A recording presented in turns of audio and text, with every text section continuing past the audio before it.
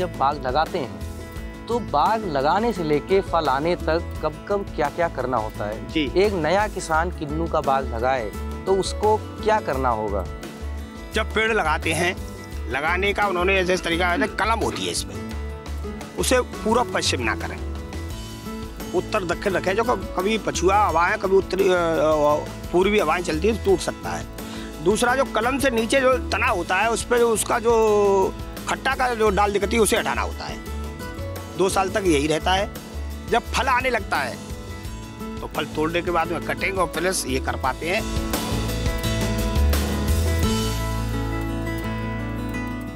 आगरा की पहचान 2 चीज़ों से ज़्यादा होती है, एक तो ताजमहल, दूसरा आगरा का पेठा। लेकिन इसमें अब एक तीसरी चीज़ भी जुड़ती जा रही है, वो है आगरा का किन्नू, जो कि एक नई फसल है यहाँ के लिए। कैसे यहाँ पे बढ़ रही है, जो पहले पहाड़ में होती थी, फिर पंजाब में आई, फिर अब आगरा का किन्नू अब पंजाब के किन्नू को टक्कर दे रहा है। जो हमारे साथ कुछ किसान हैं, मैं अभी यहाँ पे एक किन्नू के बाग में हूँ। इस तरीके से होता है, किन्नू यहाँ पे जल्दी तोड़ना पड़ता है, इसलिए तोड़ना पड़ता है कि उसका भी एक कारण है कि कुछ एक रोग लगता है। जी, आपका बहुत बहुत स्वागत है गांव जंक्शन में। मेरे पड़ोस में ग्राम सभा है बरौली गुजर, हाँ, एक आम बहुत छोटा सा मजरा है उसका, भाई भगवान सिंह वर्मा, 1 एकड़ में, और सबसे पहले उन्होंने 2000 के लगभग पेड़ लगाए थे, 2002 में या 2 में। पहले जब उन्होंने पेड़ लगाया तो हम लोग भी उनसे उनके ऊपर हंसते थे, लेकिन जब पेड़ लग के तैयार हुआ, किन्नू लगने लगा, अच्छी पैदावार हुई, मैंने उनसे जाके संपर्क किया, खुद मैं सर से उनके पास गया, मैंने उनसे भी कहा भाई किन्नू तो हम लगा सकते हैं, ये नहीं, आप क्या मदद करोगे? उन्होंने कहा हम अभी किन्नू पे, उन्होंने देखा सब्सिडी नहीं है, बेर पे सब्सिडी थी, आम पर सब्सिडी थी, अमरूद पर सब्सिडी थी, और कई नाम गिनाए थे, किन्नू पे कोई सब्सिडी नहीं थी। तो उन्होंने कहा आप ये पेड़ लगाइए, हम आपको ट्रांसपोर्ट में कुछ मदद करेंगे। तो भाई भगवान सिंह जी वर्मा जी को लेकर के मैं, पंजाब में गांव पड़ता है सप्पा वाली, अबोहर डिस्ट्रिक्ट है, वहाँ गया, वहाँ जानकारी की, 10,000 पेड़ मैं लेके आया। 29 जुलाई 2007 में वो सारे लग के तैयार हो गए। जब पेड़ लगने लगे तो और किसान भी मेरे पास आए, तो 2007 में लगभग बरौली गुजर तनवानूर में 20,000 पेड़ लगे। स्वर्गीय नारायण सिंह सुमन उस वक्त उद्यान मंत्री थे, हमने उनसे संपर्क किया, मंत्री जी सारी चीज़ों में सब्सिडी है, पंजाब में किन्नू वाला किसान फल फूल रहा है, मैं खुद देख कर आया हूँ, ये क्यों ना शुरुआत आगरा में की जाए। क्या है, उन्होंने उनसे पूछा, उन्होंने एक प्रस्ताव रखा, किन्नू को सब्सिडी की श्रेणी में लाए, वो पास करा 18 रुपये प्रति पेड़, हम लोगों को दूसरी साल उन्होंने सब्सिडी दिलाई, उन्होंने सदन में पास कराया, केंद्र से भी पास कराया, सब्सिडी मिलने लगी। 1, 2, 3 साल हम लोगों जिन कुछ उन्होंने लगाए, सबको सब्सिडी 18 रुपये के हिसाब से मिली और ईमानदारी से मिली।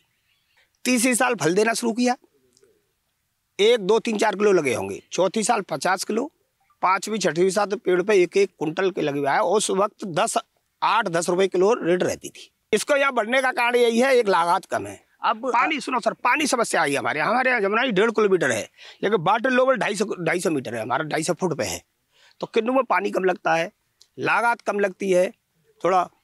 किन्नू के साथ साथ कुछ लोगों ने माल्टा भी लगाया है, उसकी रेट अच्छी मिलती है, लेकिन इसकी % कम आती है।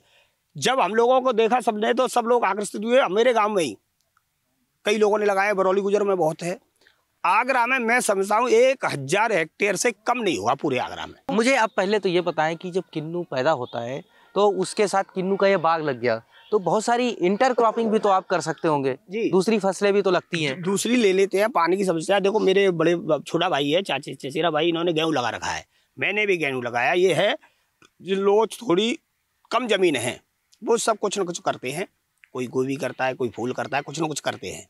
अब मैं आपके माध्यम से सरकार से कहना चाहूँगा कि इन पे हम दवाई नहीं छिड़क पाते, दवाई पे सब्सिडी मिलनी चाहिए। ये जो एक तरीके से कह सकते हैं ऑर्गेनिक किन्नू होता है, अभी तक हम दवाई नहीं छिड़क पाते। तो आपको इसका बेचने में दिक्कत आती है, आपको ऑर्गेनिक किन्नू है तो आपको रेट भी तो ठीक ठाक मिलता होगा। अभी जो व्यापारी है, जिसे हम बिचौलिया भी कह सकते हैं, वो हमसे खरीद के ले जाते हैं, वो अपने महंगे में दिल्ली में और इधर लखनऊ गोरखपुर तक ले जाते हैं। छठ पूजा पे इसका हमारे यहाँ सबसे ज़्यादा रहता है, जो बिहार में जो छठ पूजा होती है उस पर, तो जैसे आलू में सब्सिडी दी जाती है ट्रांसपोर्ट पर, एक सब्सिडी मिलनी चाहिए, दूसरी दवा पे सब्सिडी होनी चाहिए, और कैंप लगाकर या पैसा रूप से जो वृक्षों से जो डॉक्टर होते हैं उनके द्वारा प्रशिक्षण दिलाना जाना चाहिए, कब हमें क्या करना है। तो आप कैसे इसको, क्योंकि नई फसल थी, आपने लगा दिया, उसके बाद आपने कुछ प्रशिक्षण लिया, किसानों को कैसे प्रशिक्षित किया? बहुत अच्छा क्वेश्चन है आपका।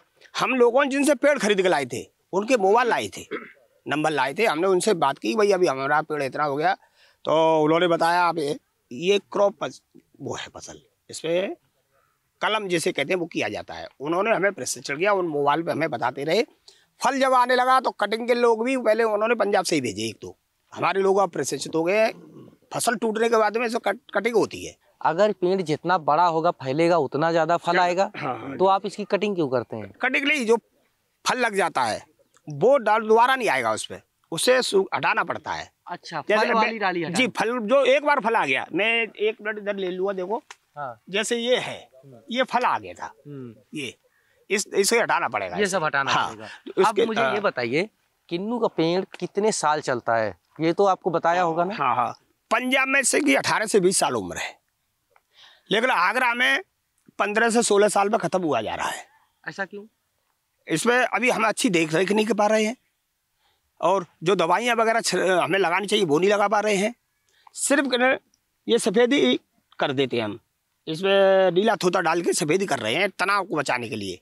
मुझे ये बताइए कि जब बाग लगाते हैं तो बाग लगाने से लेके फल आने तक कब कब क्या क्या करना होता है जी। एक नया किसान किन्नू का बाग लगाए तो उसको क्या करना होगा? जी, जब पेड़ लगाते हैं, लगाने का उन्होंने ऐसे तरीका है, कलम होती है इसमें, उसे पूरा पश्चिम ना करें, उत्तर दक्षिण रखें। जो कभी पछुआ हवाएं, कभी उत्तरी पूर्वी हवाएं चलती है तो टूट सकता है।